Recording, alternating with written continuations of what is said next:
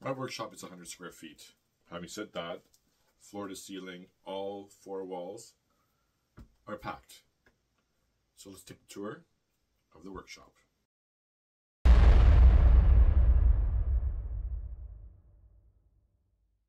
Now, full disclosure, I do have other items rummaging around the house. I have a few pieces of wood hanging around underneath the cold room. I have my table saw in the garage, and I've got a large format printer and my sewing machine outside of this workshop.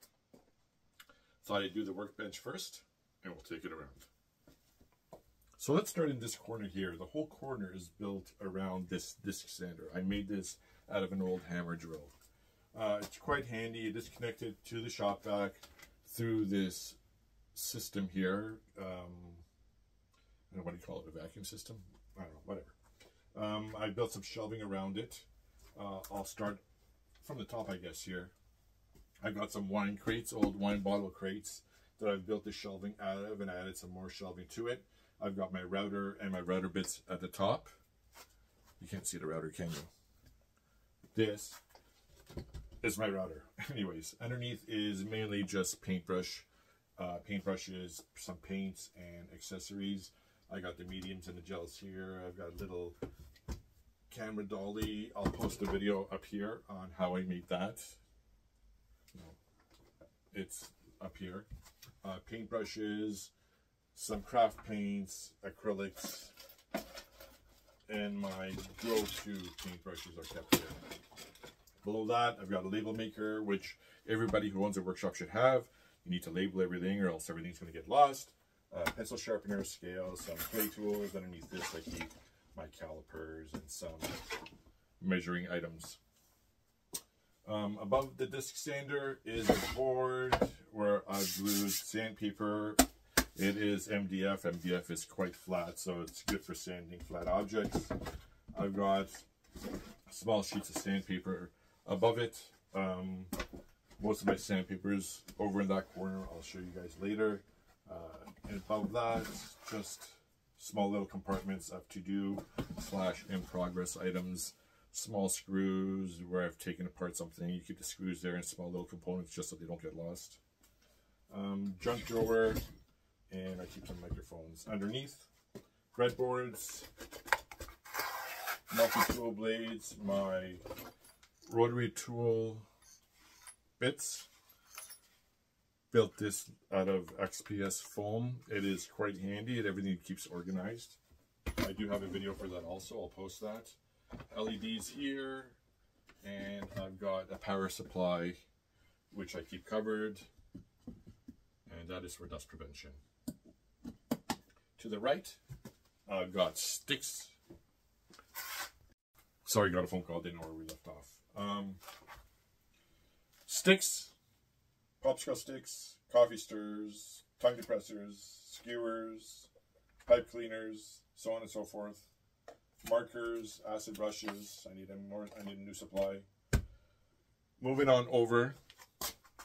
Okay, let's try to get a little bit lower here. Onto the workbench. Okay. I've got my paints in 2 rows all along the workbench. I've got my blacks to whites to beiges to browns on the tops level. And I've got the colors, rainbow colors if you want to call them that, below. So starting with the blues, violet, indigo, blue, green, yellow, orange, red. Various shades of each. I made these paints myself from acrylics that I've had for many, many years. I think I went through 10-15 tubes of acrylic paints and created my own colors. I think I've got 75 colors here. So below the paints, I've got 2 rows of shelving, which I made. I believe I created a video. If I did, I'll post a video here. On top, I've got my pens and pencils, flush cutters, 1, 2, 3 blocks. I keep them in front of me at all times. My soldering iron, little fan, computer fan with some charcoal filter for the soldering. Multimeter, helping hands, which I made. The base is made from cement poured into a yogurt container. Moving on over, I've got a small little torch and mini small anvil slash heavy weight. It is quite heavy. Perfect weight. I just keep it on the workbench here. In the drawers, I've got mainly paint accessories and electronics accessories. For instance, I've got 3D printer parts here, potentiometers, sponges for painting, small files to work on 3D prints, breadboard jumpers, circuit boards for electronics, displays for electronics, heat shrink tubes, soldering components, resistors, power plugs, hot glue sticks. Got a whole drawer of the glue sticks here.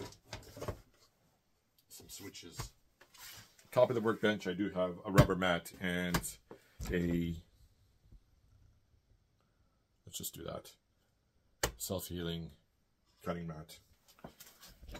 The shelving facing the workbench, I've got my adhesives here, some fillers and plasters. I've got other just miscellaneous liquids, dust sprayer, baking soda, alcohol, old cigar boxes. Let me make sure it is. I had some old cigar boxes. These are Davidoff Dom Perignon. As I took the box, used foam core to make little compartments, and my transistors I've kept in here, some more electronic components. I also have capacitors and some other electronic components here. The Romeo and Julieta box. And again, it's an organized storage solution. So I've got capacitors, some other electronic components, micro tools, clay tools, plastic welding, staplers, motors, zip ties, router accessories, Velcro, hobby wood, hooks. Ray's getting it on with some stormtrooper up here. Iron Man's watching him. Iron Man, I think Iron Man's a voyeur. Moving over to this side. Let's back it up. In this corner is a pegboard, mainly measuring tools. I've got rulers, speed squares, calipers. I keep my pliers here. I have to keep them.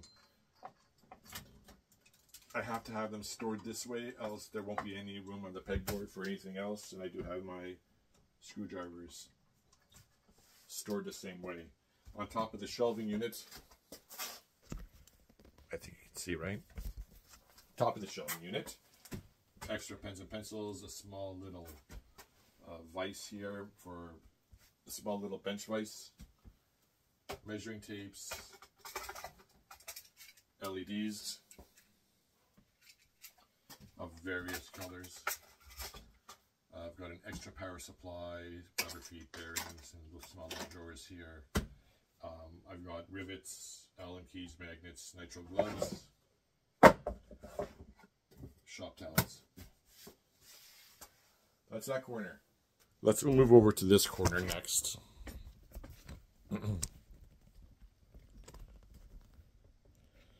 I'll link a video to my hammer storage solution. I built this little rack here just to keep my hammers there. This is a router table I built.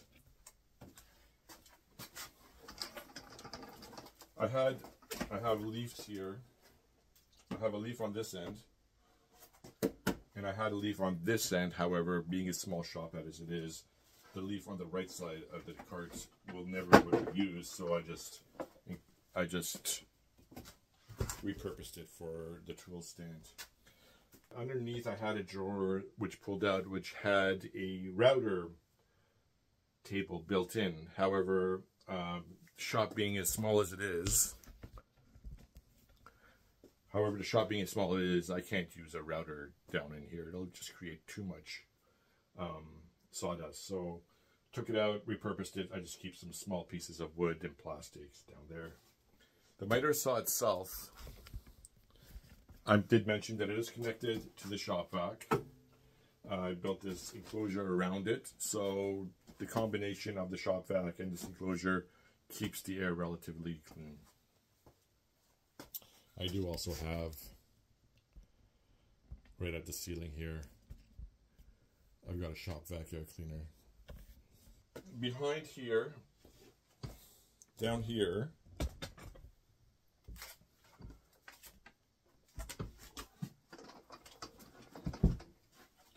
I've got a couple of hot glue guns.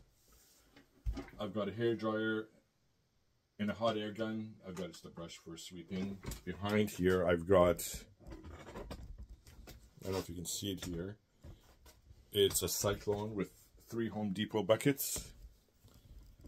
Just go on to YouTube and search DIY cyclone for a shop vac. You'll see how to make that. It's really handy, and that is attached to this shop vac.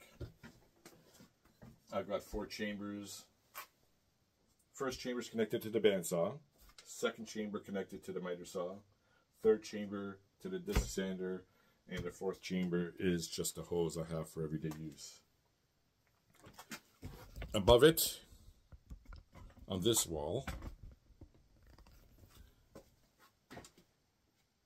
I redid my holder for my drills. The one I had previously was attached to a French cleat, and the weight and the depth of this unit wasn't sturdy, so I made the unit sturdier.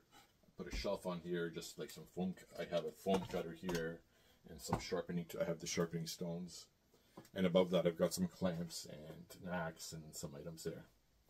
Moving over, I have my battery charging station, and over some more up above are my power tools.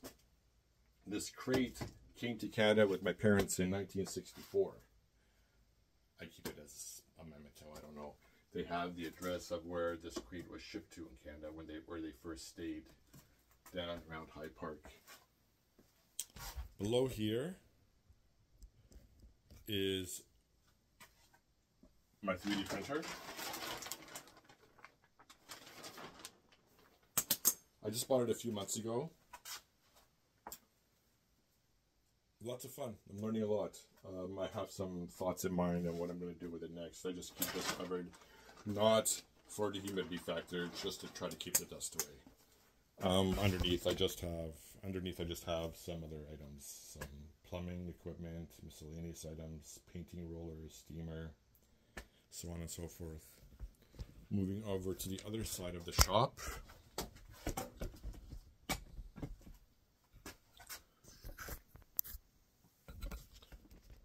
Sorry that the camera angle is not great again. I've got 9 feet wide here. So, anyways, Ryobi bench press.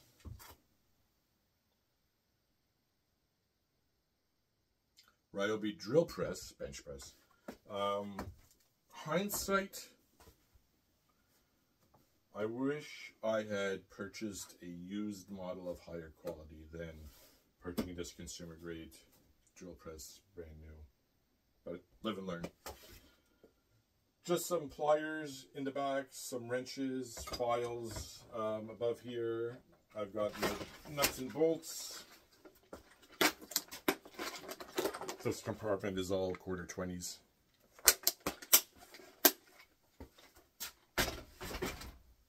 The metric 5/16s. I've got the 632s, 832s, 1032s there, and 7/16s plus. Above here,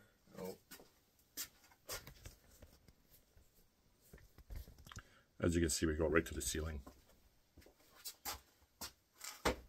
Socket wrenches, brackets, tool accessories, knobs, wires, heat sinks, and up there I just got stuff right to the ceiling. To the right of that, I try to keep this small little shelf area empty just because I need space to put some things. I'm working on a project here, which I'll be posting a video on soon. This was a diorama, Mustafar diorama, Star Wars Mustafar scene, which I'm doing some comedy on. It's silly. My spray booth, it was double the size. I cut it down and made it small, only because the things I'm painting with my airbrush aren't that big, and I want the space. I do have a fan attached that blows out. However, it is just a bathroom fan and it's not that powerful. So I do have an old furnace fan which is much more powerful, which I'm going to attach to it. I'll make a video of that soon. Underneath,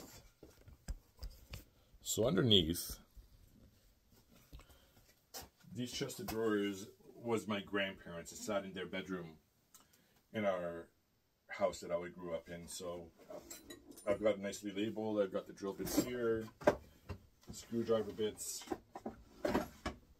clamps, chisels. I got some sanders underneath, gloves, tackle box that I keep sketching pencils and stuff in. Moving over, the last, let me close this door. The last small shelving unit, I'll start with the bottom shelving unit first. The top part is where I keep my tapes. Now I've tried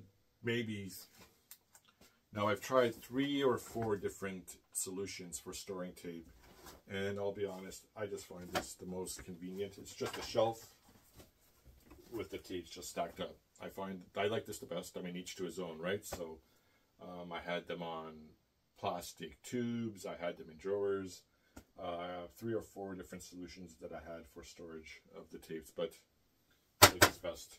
Power adapters, some books on camera work, photography, workshop, some more sandpaper. I've got it nicely sorted. And underneath, I've got lubricants, cleaning. I've got lubricants and cleaning solutions underneath. The back of the shop is just a door to the back is just a door to the shop with an acrylic piece of plastic here. I use that with some dry erase markers. My bandsaw, I bought this used. It's consumer grade. It's all I need. I paid $80 for it, and I only cut 3/4 inch plywoods and foams and plastics. Never thought I needed a bandsaw. I always thought a miter saw and my table saw would suffice. I've had my miter saw and table saw for 20-odd years, 25 years. I wish I had purchased this bandsaw a lot sooner. It's my go-to right now. I really enjoy it. Back here is just this little closet area with some shelving and storage. I did forget to mention that underneath the workbench, I do have my shop vac, my air compressor, some paints. So that's my workshop. I'll be honest, this is a hobbyist channel. One of my hobbies is working on the workshop itself, on the infrastructure and upgrading it. I do have other plans for upgrading this small little workshop. Do I have plans on extending it? I would love to, but I've got a full house and I just don't have the room. The rest of the basement's used up. So that's it. Hope you enjoyed it. Thanks for tuning in. Peace.